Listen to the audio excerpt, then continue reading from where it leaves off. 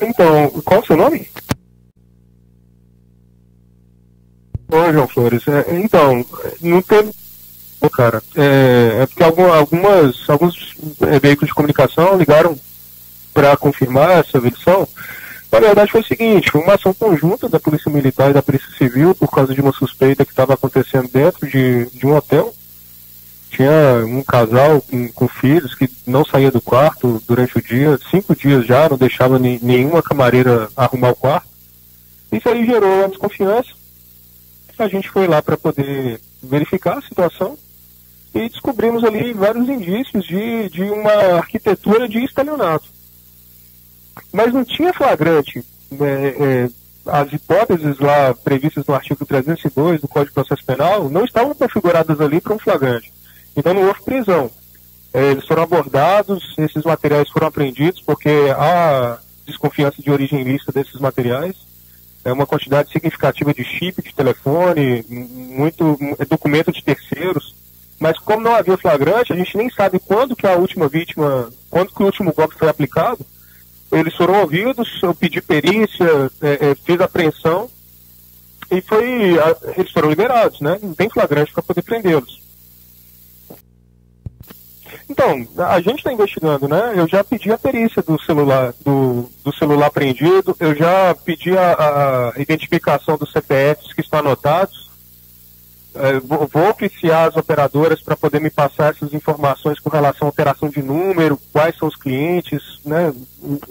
A gente vai investigar, inclusive o cabeça, né? Porque havia uma terceira pessoa que determinava e que fazia a transferência desses valores. Não é o que foi ouvido aqui.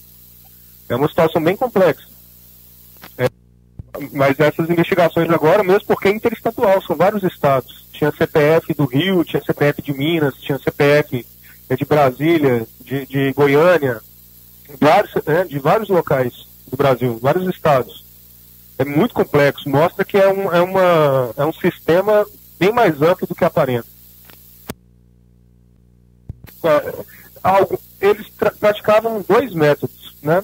Um era o phishing, né, que é aquele de spam, uma tela falsa. Então clica no ícone e é selecionado por uma página que vai fazer a coleta ilícita ali dos dados cadastrais da vítima. Esse é conhecido.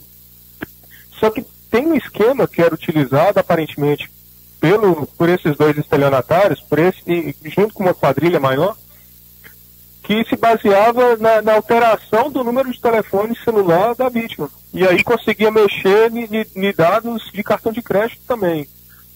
É um esquema engenhoso. E até então, pelo menos, era desconhecido por mim. Conhecimento disso posteriormente.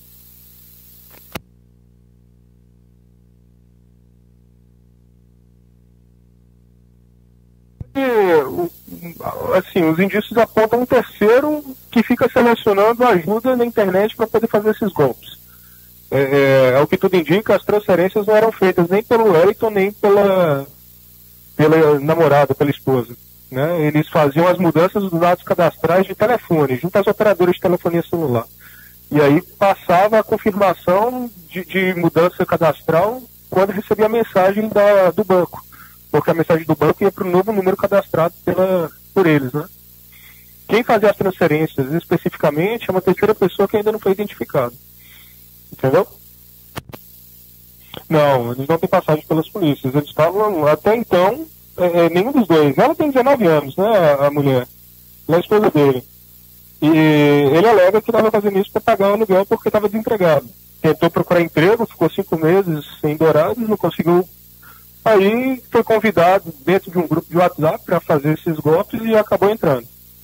Mas é como eu falei, é muito preliminar ainda as investigações. Isso tem que ser investigado mais, né? Até mesmo para saber onde a transferência foi feita, onde teve a obtenção da vantagem, para a gente saber qual que é a competência para poder, qual a comarca competente para julgar esse crime, né? E qual que vai ser a delegacia com atribuição para poder investigar também.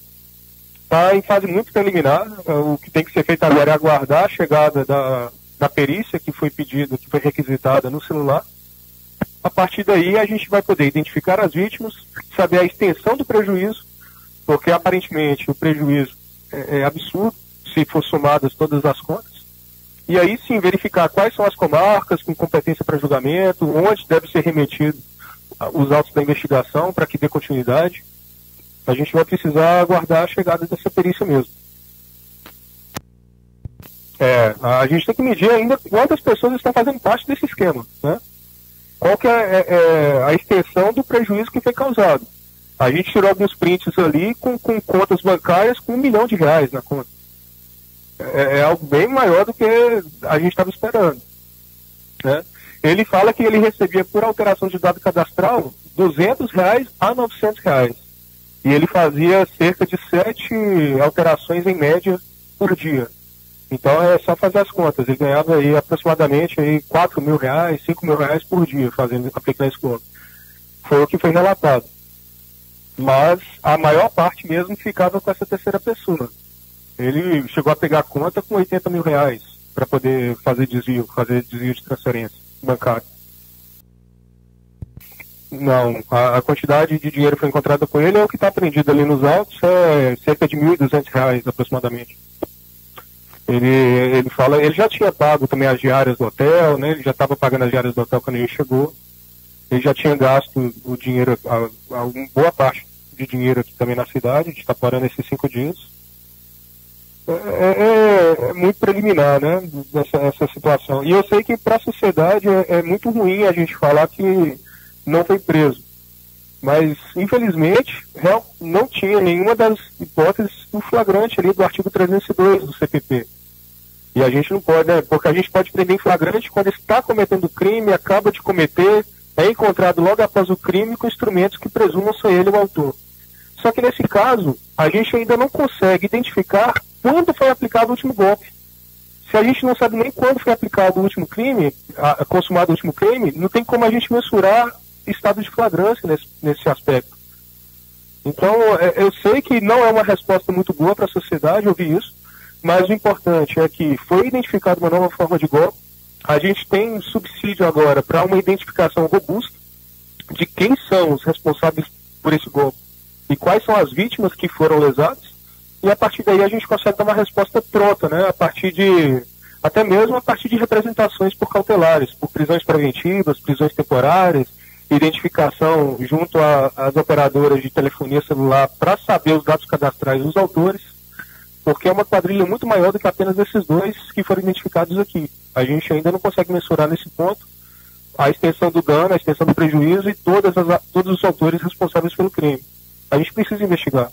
Mas eu sei que não é muito bom a gente falar disso, que não teve flagrante, que não teve prisão, mas realmente não houve nesse caso. Tem indícios fortes de crime, é um crime muito elaborado, precisa de uma investigação eficaz, e a gente está tomando todas as medidas agora para dar essa resposta para a sociedade. Vamos aguardar a perícia e dar continuidade às investigações. Então, ao que tudo indica, os golpes não eram praticados aqui em Itaporã. Ao que tudo indica, não. Ele mesmo confessa que praticou esses golpes em Dourados. Ele ficou não contra a população de Dourados, não contra a população douradense em si, mas que ele utilizava a internet para poder fazer essas mudanças cadastrais enquanto ele estava residindo na cidade de Dourados. Ele teria vindo aqui para Itaporã para visitar a avó da esposa que mora num distrito próximo aqui de Itaporã. Então, a estadia dele nesta cidade de Itaporã não seria, em tese, para aplicar nenhum golpe. Até mesmo daí, né, a situação da inexistência de flagrância. Mas, como eu falei, ele prestou bastante informação. Ele ajudou a identificar como esse esquema era feito. A gente tem os cadernos anotados, com as anotações pessoais de CPF, número de telefone, identificação do chip a que pertence àquele CPF. Tem vários indícios de autoria e indícios de cometimento de crime. A gente precisa agora direcionar a investigação para conseguir revelar, elucidar a concretude, né, desse crime. É isso.